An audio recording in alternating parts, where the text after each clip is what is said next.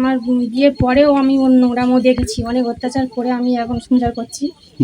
তো এটা আমি মানে মেনেই নিয়েছি যে ও করেছে। আচ্ছা, এই যে পুলিশের গুলিতে মারা গেল, কিছু বলবেন? না, ও অন্যায় করেছে, ও দোষ করেছে, ও হচ্ছে গুলি খেয়েছে, এটা বলার কিছু নেই। আর এই বারুইপুরের ঘটনা সিসিটিভি ফুটেজ, যেখানে কিন্তু একাধিকবার দেখা গেছে এই প্রভাস মণ্ডল যাকে কয়েক মিনিটের অন্তর অন্তর ঠিক এই রাস্তা দিয়ে তাকে বারবার যাতায়াত করতে দেখা গেছে। এরকমও দেখা গেছে ঠিক নাবালিকা যেই মুহূর্তে এই রাস্তা দিয়ে যায় সেই মুহূর্তেই তাকে প্রায় দৌড়ে ধাওয়া করে প্রভাস মণ্ডল, এবং তারপরে দেখা যায় সেই প্রভাস মণ্ডলই ওই নাবালিকাকে সঙ্গে করে নিয়ে যাচ্ছে।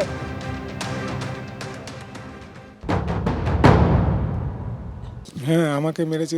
মানে ঘটনার সঙ্গে কোনোভাবে কি মানে ও যুক্ত, মানে হতেই পারে না তো সন্দেহ। হ্যাঁ, শুধুমাত্র সন্দেহ নয়, আনন্দ বলে দিয়েছে, আনন্দ বলেছে, আনন্দের বাড়ির লোকও বলে দিয়েছে। হ্যাঁ, বুঝতে পারলেন তখন ওই 7টা 8টা থেকে এরকম হবে, 8টা 9টা থেকে এরকম।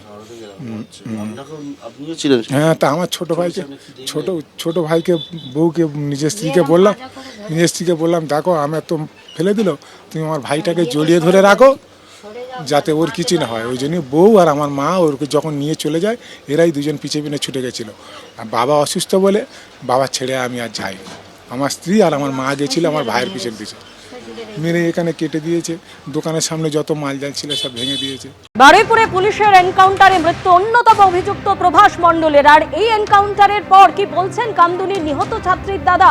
আপনারা জানেন 7ই জুন 2013 সালে কামদুনিতে ঠিক যেভাবে কলেজ ছাত্রীকে ধর্ষণের পর খুন করা হয় এবং সেই ঘটনায় কিন্তু গোটা রাজ্যে শোরগোল পড়ে যায়।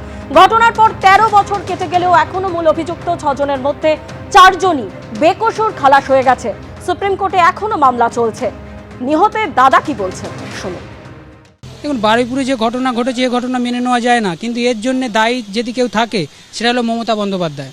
উনি 15 বছর যখন ক্ষমতায় ছিল, দিকে তো অনেক পাকশিট থেকে শুরু করে কামদুন থেকে গাইঘাটা থেকে অনেক জায়গায় গণধর্ষণ খুন হয়েছিল, সমস্ত কেস উনি তদন্ত করছিল, ওনার সিআইডি ওনার পুলিশ তদন্ত করছিল, কিন্তু একটাও ন্যায় বিচার এই মমতা বন্দ্যোপাধ্যায় দিতে পারেনি।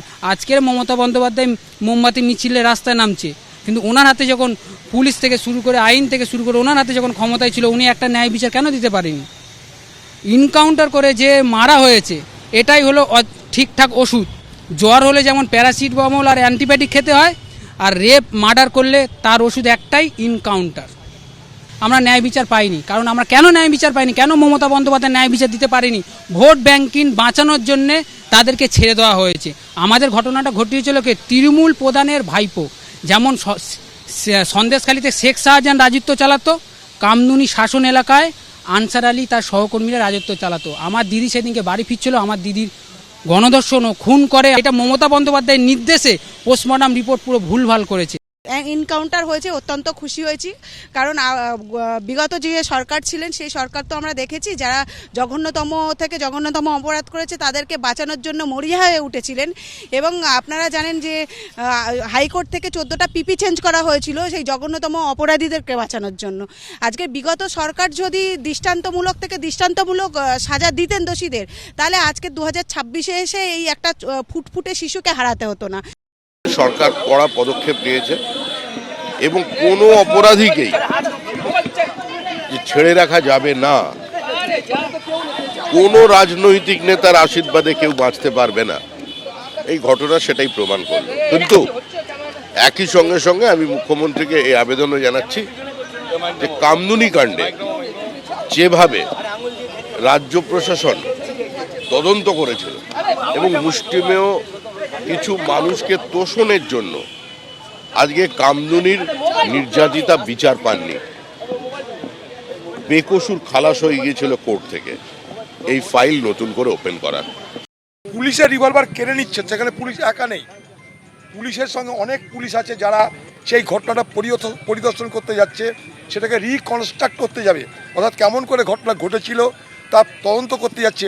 সেখানে এক ভ্যানওয়ালা আছে চুল্লুখোর মাদকখোর, যে ধর্ষণ করে খুন করেছে, সে রিভলভার কেড়ে নিল, আবার গুলিও চালালো, পালাতেও গেল, পুলিশে গুলি করতে হলো। পুলিশ কোথায় আমাদের? অথচ সেই লোকটাকে খালি হাতে একটা যুবক দেখছি টিভিতে ধরে নিয়ে যাচ্ছে থানাতে। বলুন, সে স্বীকার করছে মারের আগেই। তাহলে আজকে পশ্চিমবঙ্গের পুলিশটা কোথায় আছে বলুন আমাকে? এই পুলিশ দিয়ে কী করে পশ্চিমবঙ্গের আইন শৃঙ্খলা রক্ষা হবে, এটা আমার কাছে একটা বড় প্রশ্ন। এখন মুখ্যমন্ত্রী আসছেন, মুখ্যমন্ত্রী বলছেন, মুখ্যমন্ত্রীর কথায় এলাকার মানুষ খুশি হচ্ছে, মুখ্যমন্ত্রীর কথাতে এলাকার মানুষ ভরসা রাখছে, এটা খুব ভালো কথা। কিন্তু পাশাপাশি আজকের পুলিশ, সেই পুলিশের দুরবস্থাটা কিন্তু চোখে আঙ্গুল দিয়ে দেখিয়ে দিল। তৃণমূল কি এই ধরনের অত্যাচারকে সমর্থন করছে? অবশ্য এটাতে আমাদের খুব একটা কোয়েশ্চেন নেই, কারণ 15 বছর ধরে তো তৃণমূল আপনারা এটাই সমর্থন করেছেন। যাদের ধর্ষণ হয়েছে আমাদের মহিলাদের, তাদেরকে অপমান করা হয়েছে, আমাদের ক্যারেক্টার নিয়ে কাটাছেঁড়া করা হয়েছে, 8টার পর বেরোনো যাবে না, সর্দি কাশির মতো ধর্ষণও একটা জিনিস, রেট বেঁধে দেওয়া হয়েছে, অপমান করা হয়েছে। আপনারা যে এই কথাটা বলবেন এটাই তো স্বাভাবিক, কিন্তু বাংলার মানুষের জবাব দেবে। কেউ ধর্ষণ করেছে, তাকে ধরা হয়েছে, তাকে ক্রাইম সিনকে দেখাবার জন্য যখন তাকে নিয়ে যাওয়া হচ্ছে, সে চালাকি করে পালাবার চেষ্টা করছে, তখন তাকে মারা হচ্ছে। যারা এই ধরনের ভাবছেন যে পার পেয়ে যাবেন, কেউ জানতে পারবে না, আপনাদের কেউ সাহায্য করতে পারবে, কেউ বাঁচাতে পারবে না, এটুকু আপনাকে বলে দিচ্ছি। বারুইপুর কাণ্ডে পুলিশের এনকাউন্টারে মৃত্যু, নাবালিকা নির্যাতন খুলে অন্যতম অভিযুক্ত প্রভাস মণ্ডল। এই মুহূর্তে সরাসরি চলে যাব বারুইপুর মহকুমা হাসপাতালে, যেখানে জুডিশিয়াল এনকোয়েস্ট হবে। সরাসরি আমাদের প্রতিনিধি হিন্দল দে আমাদের সঙ্গে রয়েছেন। হিন্দল, ঠিক কি খবর এই মুহূর্তে?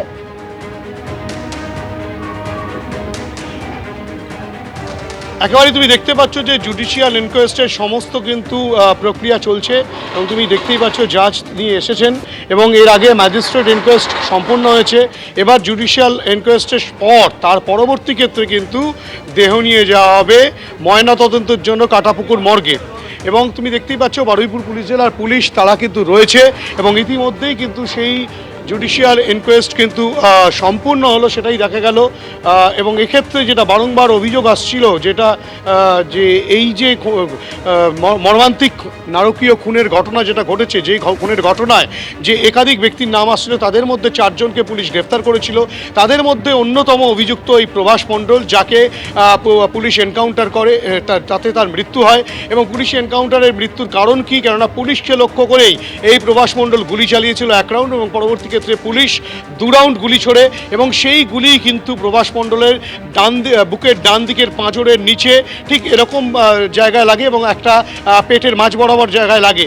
এবং এই 2টি গুলি লাগার পর সে লুটিয়ে পড়ে। তৎক্ষণাৎ পুলিশের আধিকারিক যারা ছিলেন তারাই কিন্তু বারুইপুর মহকুমা হাসপাতালে তাকে নিয়ে আসে, প্রভাস মণ্ডলকে নিয়ে আসা হয় রাতের বেলা, এবং তারপরে চিকিৎসকেরা তাকে মৃত বলে ঘোষণা করেন। এই ঘটনার পর পুলিশ ইনকোয়েস্ট যেমন কমপ্লিট হয়, ম্যাজিস্ট্রেট ইনকোয়েস্ট কমপ্লিট হওয়ার পর জুডিশিয়াল ইনকোয়েস্ট সেটাও কিন্তু সম্পন্ন হলো। তুমি দেখতেই পাচ্ছ যে এখানে কিন্তু কেন্দ্রীয় বাহিনীর জওয়ানরা তারা রয়েছেন, তারা একেবারে যেখানে ইনকোয়েস্ট হচ্ছে ঠিক তার বাইরে এভাবে গার্ডরেল দিয়ে ঘিরে রাখা হয়েছে। কেন্দ্রীয় বাহিনীর জওয়ানরা তারা সশস্ত্র অবস্থায় রয়েছেন, এবং পুলিশের কিন্তু কর্তারা তারা কিন্তু ভেতরে প্রবেশ করেছেন। এবং এই গোটা ঘটনায় কিন্তু একের পর এক পদক্ষেপ পুলিশের তরফ থেকে নেওয়া হচ্ছে গোটা তদন্ত প্রক্রিয়াটাকে এগিয়ে নিয়ে যাওয়ার জন্য। হিন্দল, তুমি আমাদের সঙ্গে থাকো। বারুইপুর মহকুমা আদালতে জুডিশিয়াল এনকোয়েস্ট এই মুহূর্তে হবে, এবং জুডিশিয়াল এনকোয়েস্ট হয়ে গেলে কিন্তু প্রভাস মণ্ডল তার ময়না তদন্ত হবে কাটাপুকুর মর্গে।